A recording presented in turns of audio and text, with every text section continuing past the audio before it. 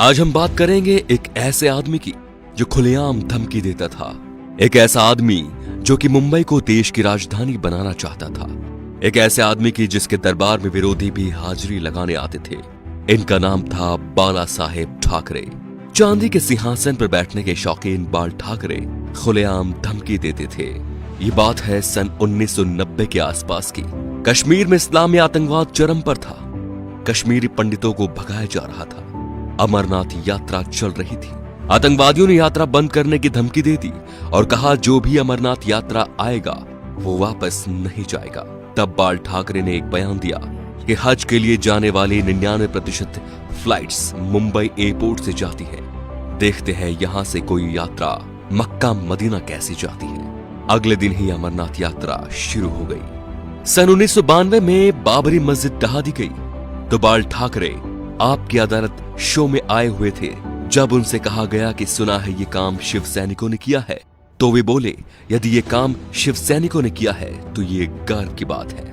बाल ठाकरे का बचपन का नाम था बाल केशव ठाकरे, जो वक्त के साथ साथ बाला साहेब ठाकरे बन गया। 1980 के दशक में बाला साहेब ठाकरे ने मुसलमानों के बारे में कहा कि ये कैंसर की तरह फैल रहे हैं और देश को इनसे बचना चाहिए। 1950 के आसपास टाइम्स ऑफ इंडिया के संडे एडिशन में इन्हीं के कार्टून छपते थे। इन्होंने 1960 में ये नौकरी छोड़ दी थी। बाल ठाकरे को हिंदू हृदय सम्राट कहा जाता था।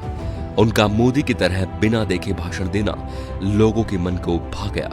उन्हें सुनने के लिए लाखों की भीड़ एकजुट हो गई थी।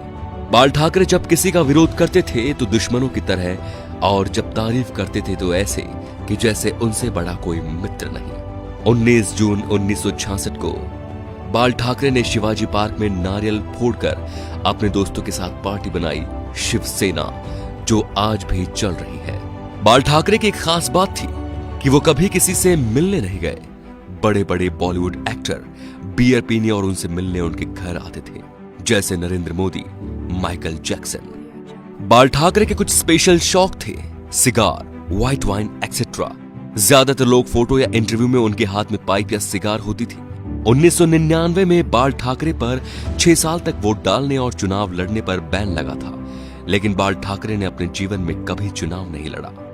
अपनी मौत से 2 महीने पहले ठाकरे का एक बयान आया कि आर्मी मेरे हवाले कर दो, मैं देश को 1 महीने में ठीक कर दूंगा। 17 नवंबर 1912 बाल ठाकरे का निधन हो गया।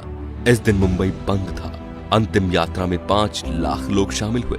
थोड़ी थोड़ी देर बाद एक आवाज उठती है, बाला साहेब। लाखों लोग चिल्लाते रहे, अमर रहे। बाल ठाकरे ना तो मुख्यमंत्री थे और ना सांसद, फिर भी उन्हें मरने के बाद 21 तोपों की सलामी दी गई, जो राष्ट्रपति प्रधानमंत्री को मिलती है। ये रुतबा था बाला साहेब ठाकरे का।